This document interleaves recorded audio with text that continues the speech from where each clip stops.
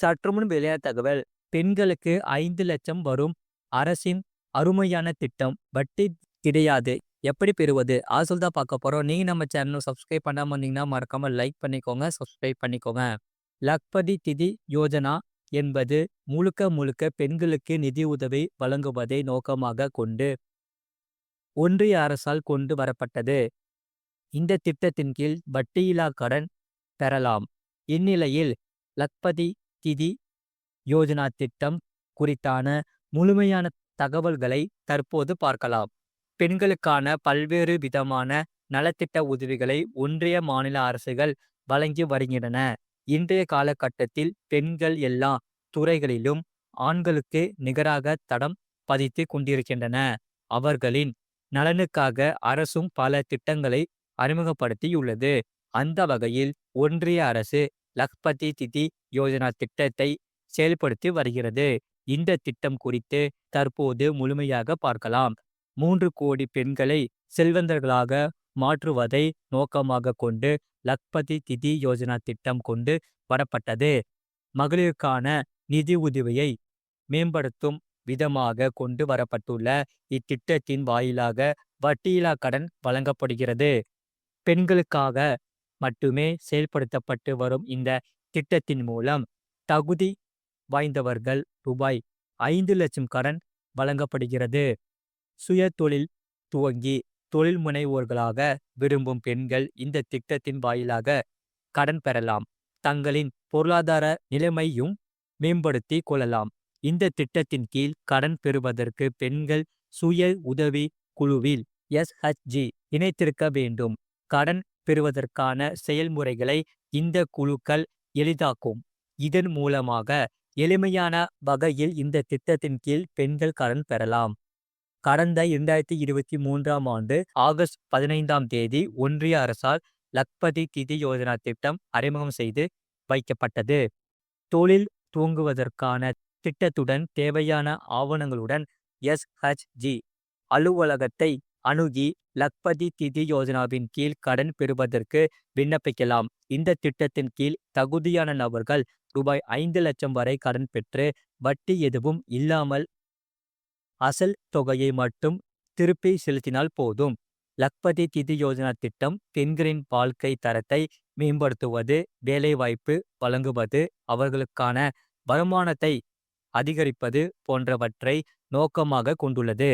இந்த திட்டத்தின் கீழ் கடன் பெறுவதற்கு விண்ணப்பதாரர் 18 முதல் 50 வயதுக்குட்பட்டவராகவும் ஆண்டு வருமானம் ரூபாய் 3,00,000க்கு குறைவாகவும் இருக்க வேண்டியது அவசியம்.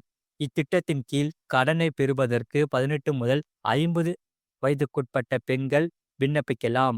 லக்பதி திதி யோஜனா திட்டம் பெண்களுக்கு வேலைவாய்ப்பு வழங்குவது, வாழ்க்கை தரத்தை மேம்படுத்துவது, வருமானத்தை அதிகரிப்பது உள்ளிட்டவற்றை நோக்கங்களாக கொண்டுள்ளது. மேலும் ஆண்டு வருமானம் ரூபாய் 3,00,000க்கும் குறைவாக இருக்கும் பெண்கள் மட்டுமே இந்த திட்டத்திற்கு விண்ணப்பிக்க முடியும். தொழில் துவங்குவதற்கான பயிற்சியும் வழிகாட்டுதலும் இத்திட்டத்தில் வழங்கப்படுகிறது. ஆதார், பான் கார்டு, வருமான சான்று, வங்கி பாஸ்புக், மொபைல் நம்பர் மற்றும் சுய உதவி குழு உறுப்பினர் சான்றிதழ் ஆகிய ஆவணங்கள் மற்றும் தொழில் துவங்குவதற்காக திட்டத்துடன் லக்பதி திதி யோஜனா திட்டத்திற்கு விண்ணப்பிக்கலாம். ஆன்லைனிலும் சம்பந்தப்பட்ட அலுவலகத்திற்கு நேரில் சென்றும் விண்ணப்பிக்கலாம். இந்த திட்டத்தின் கீழ் பயன்பெறும் பெண்களுக்கான இலக்கு 3 கோடியாக உயர்த்தப்பட்டது குறிப்பிடத்தக்கது. இது போன்ற செய்திகளை உடனுக்குடன் அறிந்து கொள்ள மறக்காம சேனலை சப்ஸ்கிரைப் செய்யுங்கள். மற்றவர்களுக்கு தெரியப்படுத்த ஷேர் செய்யுங்கள். இனி விவசாயத்திலும் இதற்கெல்லாம் வருமான வரி உண்டு. அது சொல்ல பார்க்க போறோம். நீங்க நம்ம சேனலை சப்ஸ்கிரைப் பண்ணாம வந்தீங்கன்னா மறக்காம லைக் பண்ணிக்கோங்க, சப்ஸ்கிரைப் பண்ணிக்கோங்க, மற்றவர்களுக்கு தெரியப்படுத்த ஷேர் பண்ணுங்க. புதிய வருமான வரி சட்டத்தில் விவசாய துறையில் பல பிரிவுகளுக்கு வருமான வரி அறிமுகம் செய்யப்பட்டு உள்ளது. தாக்கல் செய்யப்பட்ட வருமான வரி சட்டத்தில் பல புதிய வரிகள் விவசாய துறையில் அறிமுகம் செய்யப்பட்டு உள்ளது. இப்போது இந்தியாவில் விவசாயத்திற்கு வரி இல்லை. பல கோடி வருமானம் வந்தாலும் வரி இல்லை. இதன் மூலம் வரி விலக்குகளையும் பெற முடியும். உதாரணமாக, டோனி விவசாயத்தில் முதலீடு செய்தார். விவசாயம் செய்கிறார். உள்ளூர் சந்தையில் தனது பொருட்களை விற்கிறார். விவசாய வருமானத்திற்கு பூஜ்ய வரி கூடுதலாக மானியங்களை பெறுவார். ஆனால் புதிய வருமான வரி சட்டத்தில் விவசாயத்துறையில் பல பிரிவுகளுக்கு வருமான வரி அறிமுகம் செய்யப்பட்டு உள்ளது. நிலத்தில் சாகுபடி வரி விலக்கு உள்ளது. ஆனால் இனி விவசாய நடவடிக்கைகளை சரிபார்க்க கடுமையான ஆவணங்கள் தேவை. அதாவது நீங்கள் விவசாயம்தான் செய்கிறீர்கள், நீங்கள் வைத்து இருப்பது விவசாய நிலம்தான் என்பதை உறுதி செய்ய கடுமையான ஆவண சரிபார்ப்பு செய்யப்படும். விவசாய நிலத்திலிருந்து வாடகை அல்லது வருவாய் நகர்ப்புறங்களில் விவசாய நிலங்களை குத்தகைக்கு எடுப்பதன் மூலம் கிடைக்கும் வருமானம் இனி வரி விதிப்புக்கு உட்பட்டது. விவசாய உற்பத்தி வரி மதிப்பு கூட்டு முறையில் ஒரு பொருளை விற்று அதன் மூலம் வருவாய் ஈட்டினால் அதற்கு வரி உண்டு. நர்சரி செயல்பாடுகளில் வருமானம் பாரம்பரிய நர்சரி செயல்பாடுகள் மூலம் வரும் வரிக்கு விலக்கு அளிக்கப்பட்டுள்ளது.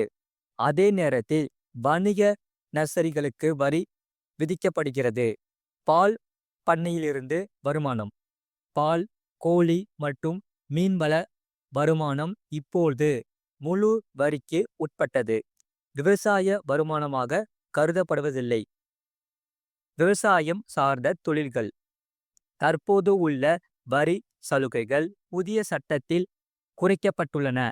சிறிய அளவிலான விவசாய தொழில்கள் பலன்களை தக்க வைத்துக் கொள்ளும். அதே வேளையில் பெரிய விவசாய வணிகங்கள் இனி அதிக வரிகளை எதிர்கொள்ளும்.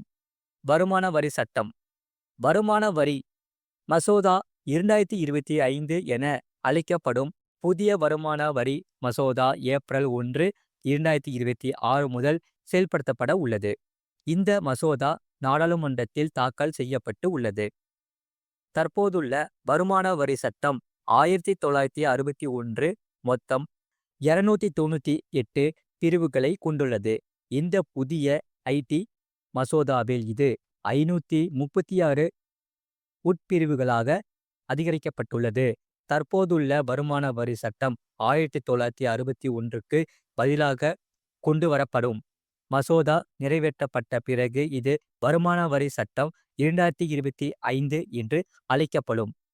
மதிப்பீட்டு ஆண்டு, நிதியாண்டு மற்றும் முந்தைய ஆண்டு ஆகிய வார்த்தைகளை வரி ஆண்டு என்ற ஒரு என்று மாற்றும். வரி ஆண்டு என்று ஏப்ரல் 1, 2026 முதல் 12 மாத நிதி காலத்தை கொண்டது ஆகும். இதன் வரைவு மசோதா தற்போது வெளியாகி உள்ளது. இந்த மசோதா 600 பக்கங்கள், 23 அத்தியாயங்கள், 16 அட்டவணைகள் மற்றும் 536 உட்பிரிவுகளை மசோதா நிறைவேற்றப்பட்ட பிறகு பிரிவுகளாக மாறும் ஆகியவற்றை கொண்டுள்ளது.